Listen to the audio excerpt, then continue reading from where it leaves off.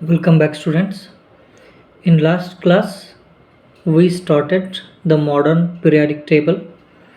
In that, you learned about the constituents of periodic table, what is in there, how many periods are there, how many groups are there, what is common in period, what is common in group, and how the modern periodic table solves the demerits of Mendeleev periodic table. You guys learned about this. Today we will see the trends in periodic table.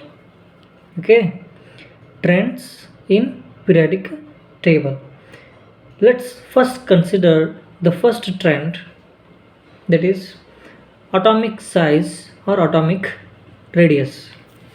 Atomic size or atomic radius.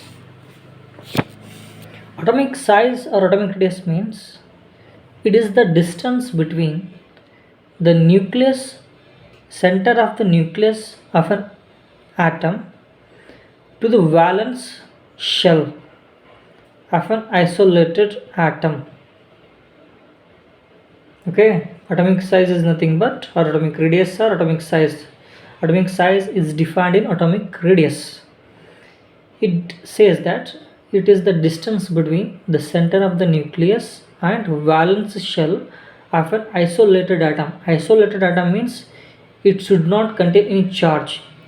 Carbon it is a isolated atom. C plus ಅಥವಾ C minus ಇದೆ, ಅದಕ್ಕೆ isolated atom ಅಂತ ಅನ್ನೋದಿಲ್ಲ. The charge must be zero, ಮೇಲೆ ಏನಿರ್ಬೋದು ಅದಕ್ಕೆ isolated ಅಂತೀವಿ. Okay, this is atomic radius. To understand atomic radius, let's consider the electronic configuration of sodium. ಈ ಥರ ಎಲೆಕ್ಟ್ರಾನಿಕ್ ಕಾನ್ಫಿಗರೇಷನ್ ಬರ್ತಿದ್ರು ನೆನಪಲ್ಲಿ, ನೆನಪು ನಿಮಗೆ. At first this is a nucleus, centre of the nucleus. ಇದಕ್ಕೆ ಯಾವ ಚಾರ್ಜ್ ಇರ್ತದೆ? ಪಾಸಿಟಿವ್ ಇರ್ತದೆ. These are the shells K L M ಈ ಥರ. ಇಲ್ಲಿ ಹೈಡ್ರೋಜನ್ ಹಾಕಿದ್ದೀನಿ, ಇಲ್ಲಿ ಸೋಡಿಯಂ ಹಾಕಿದ್ದೀನಿ.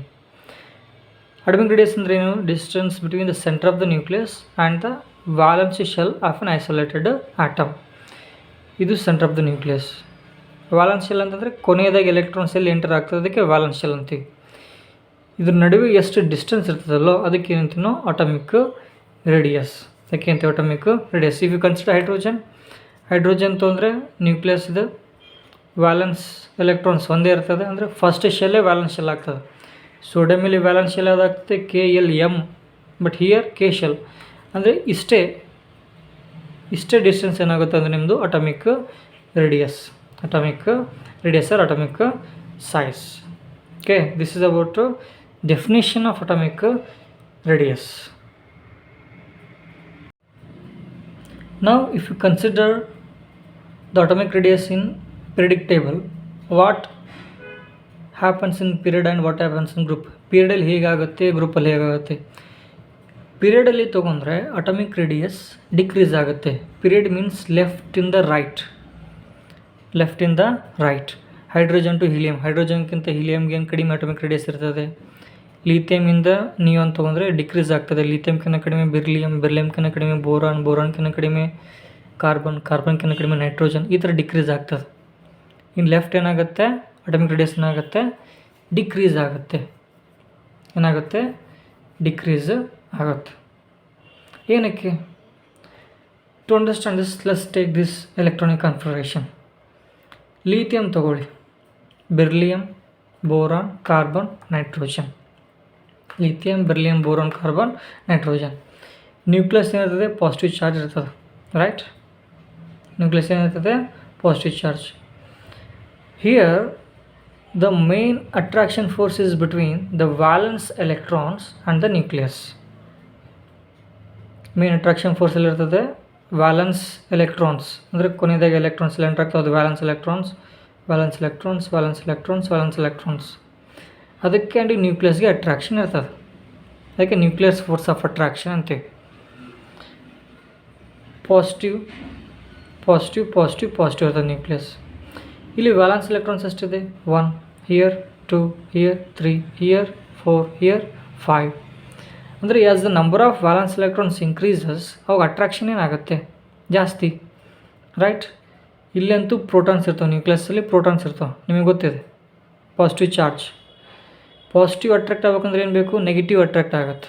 ಇಲ್ಲಿ ಒಂದೇ ನೆಗೆಟಿವ್ ಅದ, ಇಲ್ಲಿ 2 ನೆಗೆಟಿವ್, ಇಲ್ಲಿ 3 ನೆಗೆಟಿವ್, ಅಂದರೆ ಅಟ್ರಾಕ್ಷನ್ ಏನಾಗುತ್ತೆ, ಅಟ್ರಾಕ್ಷನ್ ಜಾಸ್ತಿ ಆಗುತ್ತೆ. That is nuclear charge increases. What happens, nuclear charge increase ಆಗೋದ್ರಿಂದ ಏನಾಗುತ್ತಪ್ಪ ಅಂದರೆ ಅಟಾಮಿಕ್ ರೇಡಿಯಸ್ ಕಡಿಮೆ ಯಾಕಂತ ಹೋಗ್ತದೆ. ಅಂದರೆ ಇಲ್ಲಿಗಿಂತ ಆಟಮ್ ಇದಕ್ಕಿಂತ ಸಣ್ಣದು, ಇಲ್ಲಿ ದೊಡ್ಡದಾಗಿರೋದು ಮಿಸ್ ಆಗಿ ಇದಕ್ಕಿಂತ ಇದು ಸಣ್ಣದಿರ್ತದೆ, ಇದಕ್ಕಿಂತ ಸಣ್ಣದು, ಇದಕ್ಕಿಂತ ಇದು ಸಣ್ಣದು. ಯಾಕಂದರೆ ಅಟ್ರಾಕ್ಷನ್ ಜಾಸ್ತಿ ಆಗುತ್ತೆ. ಹಾಗಾಗಿ from left to right the atomic radius decreases because increase in nuclear charge, that is attraction between the valence electrons and nucleus. Nuclear charge is nothing but attraction between the valence electrons and the nucleus. Now if you consider the top to bottom, what happens? Top to bottom atomic radius ಏನಾಗುತ್ತೆ, increase ಆಗುತ್ತೆ. Atomic radius increase. ನಾವು hydrogen lithium ತೊಗೊಳ್ತೇವೆ. Hydrogen ಎಷ್ಟು ಒಂದೇ shell, ಲೀಥಿಯಮಲ್ಲಿ 2 shell, ಆಮೇಲೆ ಕೆಳಗಡೆ sodium ಬರ್ತದೆ, ಎಷ್ಟು shell ಬರ್ತವೆ, 3 ಶೆಲ್, ಆಮೇಲೆ ಪೊಟ್ಯಾಷಿಯಮ್ ಬರ್ತದೆ 4 ಶೆಲ್. ಅಂದರೆ ನಂಬರ್ ಆಫ್ ಶೆಲ್ಸ್ ಇನ್ಕ್ರೀಸ್ ಆಗತ್ತದ, ಹೌದಿಲ್ಲ? ಅಂದರೆ ಫಸ್ಟು ಒಂದೇ ರೂಮ್ ಇತ್ತು, ಆಮೇಲೆ 2 ರೂಮ್ ಆಯಿತು, ಆಮೇಲೆ 3 ರೂಮ್ ಆಯಿತು. ಅಂದರೆ ರೇಡಿಯಸ್ ಏನಾಗ್ತಾ ಹೋಗ್ತಿದೆ ನೋಡಿ, ಅವ್ರಿಗೆ ಗೊತ್ತಾಗುತ್ತೆ ರೇಡಿಯಸ್ ಏನಾಗ್ತದೆ, ಜಾಸ್ತಿ ಆಗ್ತದೆ. ಅಂದರೆ in group if you consider the atomic radius increases because in group top to bottom the number of shells increases. Number of shells ಏನಾಗ್ತದೆ, ಇನ್ಕ್ರೀಸ್ ಆಗೋದ್ರಿಂದ ಅಟಾಮಿಕ್ ರೇಡಿಯಸ್ ಏನಾಗುತ್ತೆ, ಇನ್ಕ್ರೀಸ್ ಆಗುತ್ತಾ. This is about atomic radius trend. Atomic radius ಅಂದರೆ it is the distance between the nucleus and center of the nucleus and valence shell of an isolated neutral atom. Okay, ಪೀರಿಯಡಲ್ಲಿ left right decrease ಆಗುತ್ತೆ, ಗ್ರೂಪಲ್ಲಿ top to bottom increase ಆಗುತ್ತೆ. Next we have valency. Valency means it is a combining capacity of an element. ನಿಮಗೆ ಗೊತ್ತಿದೆ valency ಪೀರಿಯಡಲ್ಲಿ ಏನಾಗುತ್ತೆ ಅಂತಂದರೆ change ಆಗುತ್ತೆ. It varies in period, but in group it doesn't varies. ಗ್ರೂಪಲ್ಲಿ ಮೊದಲು ನೋಡೋಣ. ಹೈಡ್ರೋಜನ್ ವ್ಯಾಲೆನ್ಸಿ ಅಂದರೆ ಕಂಬೈನ್, ಇನ್ನೊಂದು ಆಟಮ್ಗಳು ಎಷ್ಟು ಬಾಂಡ್ ಮಾಡುತ್ತೆ ಅಂತ ಹೇಳುತ್ತೆ. ಕಂಬೈನಿಂಗ್ ಕೆಪಾಸಿಟಿ ಅಂತಂದರೆ how many bonds it forms, hydrogen 1 bond, lithium 1 bond, sodium 1 bond, potassium 1 bond. ಅಂದರೆ ಫಸ್ಟ್ ಗ್ರೂಪ್ ಎಲ್ಲ ವ್ಯಾಲೆನ್ಸಿ ಒಂದೇ. ಸೆಕೆಂಡ್ ಗ್ರೂಪ್ ತೊಗೊಳ್ಳಿ, BE, ಮೆಗ್ನೀಷಿಯಮ್, CA, SR, ಇದು ಸೆಕೆಂಡ್ ಗ್ರೂಪ್. ಇದ್ರ ವ್ಯಾಲೆನ್ಸಿ 2, ಇದ್ರ ವ್ಯಾಲೆನ್ಸಿ ಏನು 2. ಓಕೆ, ಆಮೇಲೆ ಬೋರಾನ್, ಅಲ್ಯೂಮಿನಿಯಂ, ಗ್ಯಾಲಿಯಮ್ ಇದೆ, ಇದ್ರ ವ್ಯಾಲೆನ್ಸಿ 3. ಅಂದರೆ ಗ್ರೂಪಲ್ಲಿ ಏನಾಗೋದಿಲ್ಲ, ವ್ಯಾಲೆನ್ಸಿ ಚೇಂಜ್ ಆಗೋದಿಲ್ಲ. ಏನಕ್ಕಪ್ಪ ಅಂತಂದರೆ because of they have same valence electrons. ಗ್ರೂಪಲ್ಲಿ ಸೇಮ್ ವ್ಯಾಲೆನ್ಸ್ ಎಲೆಕ್ಟ್ರಾನ್ಸ್ ಇದ್ದದಕ್ಕೆ ವ್ಯಾಲೆನ್ಸಿ ಚೇಂಜ್ ಆಗೋದಿಲ್ಲ. But in period valency changes. Hydrogen 1 ಇರುತ್ತೆ, helium 0, lithium 1, beryllium 2, boron 3, carbon 4, nitrogen 3 ಆಗುತ್ತೆ, ಆಕ್ಸಿಜನ್ 2, ಫ್ಲೋರಿನ್ 1, ನಿಯಾನ್ 0. ಅಂದರೆ ಈ ಥರ ವೇರಿ ಆಗುತ್ತೆ. ಇನ್ ಪೀರಿಯಡಲ್ಲಿ ಏನಾಗುತ್ತೆ, ವ್ಯಾಲೆನ್ಸಿ ವೇರಿ. ಏನಕ್ಕಂತ ಮುಂದಿನ ಕ್ಲಾಸಲ್ಲಿ ಹೇಳುತ್ತೀನಿ. But in group the valency doesn't varies, but in period it changes because of gaining or losing of electrons. ಮುಂದೆ ಕಲಿತೀರಿ ಎಲೆಕ್ಟ್ರೋಪಾಸಿಟಿವಿಟಿ ಅಂದ್ರೇನು, ಎಲೆಕ್ಟ್ರೋನೆಗೆಟಿವಿಟಿ ಅಂದ್ರೇನು, ಎಲೆಕ್ಟ್ರೋಪಾಸಿಟಿವಿಟಿ ಆರ್ ಎಲೆಕ್ಟ್ರೋನೆಗೆಟಿವಿಟಿ ಅದರಲ್ಲಿ ಹೇಳ್ತೀನಿ.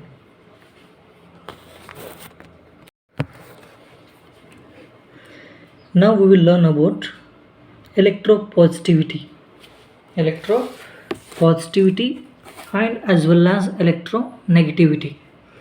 ಫಸ್ಟ್ ಎಲೆಕ್ಟ್ರೋಪಾಸಿಟಿವಿಟಿ ನೋಡಿದರೆ what it says means it is the ability of an element to lose electron. It is the ability of an element to lose electrons. And electronegativity ತೊಗೊಂಡ್ರೆ it is the ability of an element to gain electrons. ಓಕೆ, element gaining ಕೆಪಾಸಿಟಿಗೆ ಏನಂತೀವಿ ನಾವು electronegativity ಅಂತೀವಿ. Element losing ಕೆಪಾಸಿಟಿಗೆ ನಾವು electro positivity ಅಂತೀವಿ. ಏನಕ್ಕೆ gain or lose ಮಾಡ್ಕೊಬೇಕು, right? There must be reason for losing of electrons as well as gaining of electrons. ನಾ ಆವಾಗಲೇ ಹೇಳಿದ್ದೆ, elements other than noble gases. Noble gas ಅಂದರೆ helium, neon, argon, krypton, xenon. These all have stable bond. Stable ಇರ್ತದೆ. ಏನಕ್ಕಪ್ಪ ಅಂದರೆ they have valence ಎಲೆಕ್ಟ್ರಾನ್ಸಲ್ಲಿ ಎರಡಾದರೂ ಇರ್ತದೆ. ಇಲ್ಲಪ್ಪ ಅಂದರೆ ಇನ್ ಕೇಸ್ ಆಫ್ ಕೇಶಲ್ ಅಷ್ಟೇ ಇದ್ದಿದ್ರೆ, and they have 8 valence electrons. 8 valence electrons ಇದ್ದರೆ ಸ್ಟೇಬಲ್ ಇರ್ತದೆ. So they are stable. Other elements try to become noble gases or try to acquire the configuration of noble gases. ಉಳಿದಿದ್ದ elements ಏನು ಮಾಡ್ತಾವಪ್ಪ ಅಂತಂದರೆ noble gas ಕಾನ್ಫಿಗರೇಷನ್ನ acquire ಮಾಡ್ಕೊಳ್ಲಿಕ್ಕೆ try ಮಾಡ್ತಾವೆ. For example if you considered neon ತೊಳಿ, ಎಷ್ಟು ಬರ್ತದೆ? 2,8 ವ್ಯಾಲೆನ್ಸ್ ಎಲೆಕ್ಟ್ರಾನ್, ಸ್ಟೇಬಲ್. ಓಕೆ. ನಾವು ಇಫ್ ಯು ಕನ್ಸಿಡರ್ಡ್ ಸೋಡಿಯಂ ತೊಗೊಳ್ಳಿ, ಎಷ್ಟಿದೆ? 2, ಇಲ್ಲಿ N2 1, 2,8, 1 ವ್ಯಾಲೆನ್ಸ್ ಎಲೆಕ್ಟ್ರಾನ್ಸ್ ಎಷ್ಟು? 1. ಎಷ್ಟಿರಬೇಕು ವ್ಯಾಲೆನ್ಸ್ ಎಲೆಕ್ಟ್ರಾನ್ಸ್? 8. 8 ಆಗ್ಬೇಕಂತಂದ್ರೆ sodium what you need to do? 7 electrons gain ಮಾಡ್ಕೊಬೇಕು, ಇಲ್ಲ 1 ಎಲೆಕ್ಟ್ರಾನ್ ಲೂಸ್ ಮಾಡ್ಬೇಕು. 1 ಎಲೆಕ್ಟ್ರಾನ್ ಲೂಸ್ ಮಾಡ್ಕೊಂಡ್ರೆ the valence shell becomes L shell ಏನಾಗುತ್ತೆ? ಅವಾಗ ವ್ಯಾಲೆನ್ಸ್ ಶೆಲ್ ಆಗುತ್ತೆ. ಎಲ್ಲಲ್ಲಿ ಎಷ್ಟು ಉಳಿತದೆ? 8 ಉಳಿತದೆ. ಅಂದರೆ ಇಟ್ ಬಿಕಮ್ಸ್ ಸ್ಟೇಬಲ್. ಅಂದರೆ sodium is ready to loose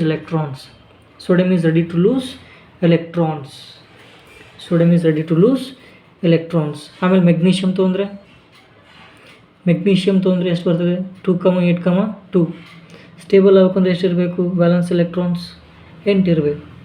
8 ಆಗ್ಬೇಕಂತಂದರೆ ಮೆಗ್ನೀಷಿಯಮಲ್ಲಿ ಏನು ಬೇಕು? ಇನ್ನೂ ಆರ್ ಗೇನ್ ಮಾಡ್ಕೊತದ ಅಥವಾ 2 ಲೂಸ್ ಮಾಡ್ಕೊತದ? ಯಾವ್ದು ಈಸಿ? 2 ಲೂಸ್ ಮಾಡ್ಕೊಳೋದು ಈಸಿ, ರೈಟ್? 6 ಎಲೆಕ್ಟ್ರಾನ್ ತೊಗೊಳಕ್ಕಿಂತನೂ 2 ಎಲೆಕ್ಟ್ರಾನ್ ಲೂಸ್ ಮಾಡ್ಕೊಳೋದು ಈಸಿ.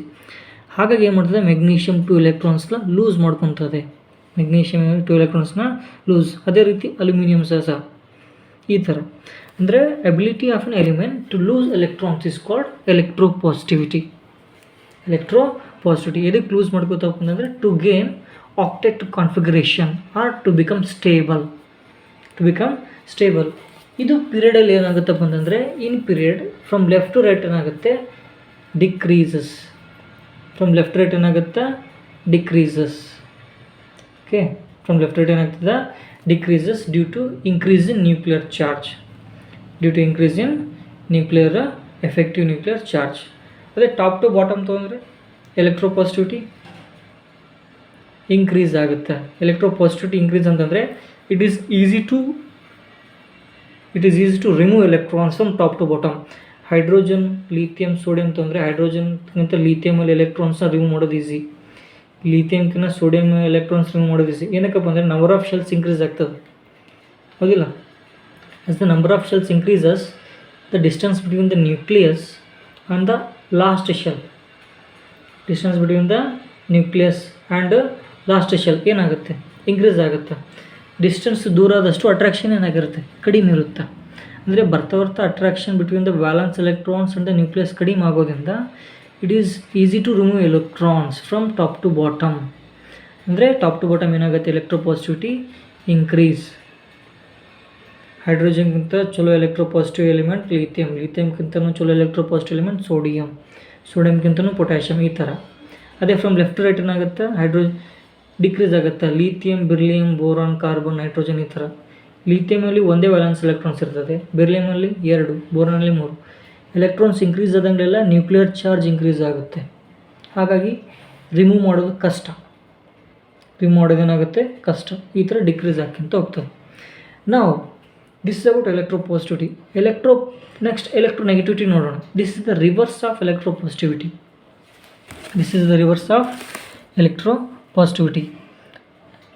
ಎಲೆಕ್ಟ್ರೋನೆಗೆಟಿವಿಟಿ ಮೀನ್ಸ್ ನಾನು ಬರ್ದಿದ್ದೀನಿ ಅವಾಗಲೇ. It is the ability of an element to gain electron. Now if you considered fluorine ತೊಗೊಂಡ್ರೆ ಫ್ಲೋರಿನಲ್ಲಿ ಎಷ್ಟಿದಾವೆ? 2,7. ನಿಯೋನಲ್ಲಿ ಎಷ್ಟಿರ್ತಾವೆ? 2,8. 8 ಇದ್ದಕ್ಕೆ ನಿಯೋನ್ ಏನಿದೆ? ಸ್ಟೇಬಲ್ ಇದೆ. Fluorine try to become noble gas, right? 7 ಇದ್ದದ್ದು 8 ಆಗ್ಬೇಕಂದ್ರೆ ಏನು ಮಾಡ್ಕೊಬೇಕು? 1 ಎಲೆಕ್ಟ್ರಾನ್ ಗೇನ್ ಮಾಡ್ಕೊಬೇಕು, ಇಲ್ಲ 2 ಆಗಬೇಕಂದ್ರೆ 7 ಎಲೆಕ್ಟ್ರಾನ್ ಲೂಸ್ ಮಾಡ್ಕೊಬೇಕು. ಯಾವ್ದು ಈಸಿ? 1 ಎಲೆಕ್ಟ್ರಾನ್ ಗೇನ್ ಮಾಡ್ಕೊಂಡು ಈಸಿ. ಹಾಗಾಗಿ ಫ್ಲೋರಿನ್ ಏನು ಮಾಡ್ತದೆ? 1 ಎಲೆಕ್ಟ್ರಾನ್ ಗೇನ್ ಮಾಡ್ಕೊತದ. 1 ಎಲೆಕ್ಟ್ರಾನ್ ಗೇನ್ ಮಾಡ್ಕೊಂಡು 8 ಆಗ್ತದೆ. ಅದೇ ಥರ ಆಕ್ಸಿಜನ್ ತೊಗೊಳ್ಳಿ. 2, ಎಷ್ಟಿರ್ತದೆ? 2,6 ರೈಟ್. ವ್ಯಾಲೆನ್ಸ್ ಎಲೆಕ್ಟ್ರಾನ್ಸ್ ಎಲ್ಲ ಎಷ್ಟಿದ್ದಾವೆ? 6 ಇದ್ದಾವೆ. ಎಷ್ಟಿರಬೇಕು? 8 ಆಗಬೇಕು. ಇನ್ನೂ ಎಷ್ಟು ಬೇಕು? 2. ಅಂದರೆ it is ready to gain 2 electrons. Oxygen is ready to gain 2 electrons. ನಾನು ಅವಾಗಲೇ ಹೇಳಿದ್ದೀನಿ, electronegativity is a reverse of electropositivity. Electropositivity ಏನಾಗಿತ್ತು? ಲೆಫ್ಟ್ ರೈಟ್ ಪೀರಿಯಡಲ್ಲಿ ಡಿಕ್ರೀಸ್ ಆಗಿತ್ತು. ಅದೇ ಎಲೆಕ್ಟ್ರೋನೆಗೆಟಿವಿಟಿ ಲೆಫ್ಟ್ ಟು ರೈಟ್ ಪೀರಿಯಡಲ್ಲಿ ಏನಾಗುತ್ತೆ? ಇನ್ಕ್ರೀಸ್ ಆಗುತ್ತೆ. ಲಿಥಿಯಮ್ಕಿನ ಬೆರಿಲಿಯಮ್ ಬೆಟರ್ ಎಲೆಕ್ಟ್ರೋನೆಗೆಟಿವ್, ಬೆರಿಲಿಯಮ್ಕಿನ ಬೋರಾನ್ಕಿನ ಕಾರ್ಬನ್ಕಿನ nitrogen, oxygen, fluorine is the most electronegative element. ಅದೇ ಟಾಪ್ ಟು ಬಾಟಮ್ ಅಂತಂದರೆ ಎಲೆಕ್ಟ್ರೋನೆಗೆಟಿವಿಟಿ ಏನಾಗಬೇಕು? ಡಿಕ್ರೀಸ್ ಆಗುತ್ತೆ. ರಿವರ್ಸ್ ಆಫ್ ಎಲೆಕ್ಟ್ರೋಪಾಸಿಟಿವಿಟಿ ಏನಾಗುತ್ತೆ? ಡಿಕ್ರೀಸ್ ಆಗುತ್ತೆ. This is about electropositivity and electronegativity of an element.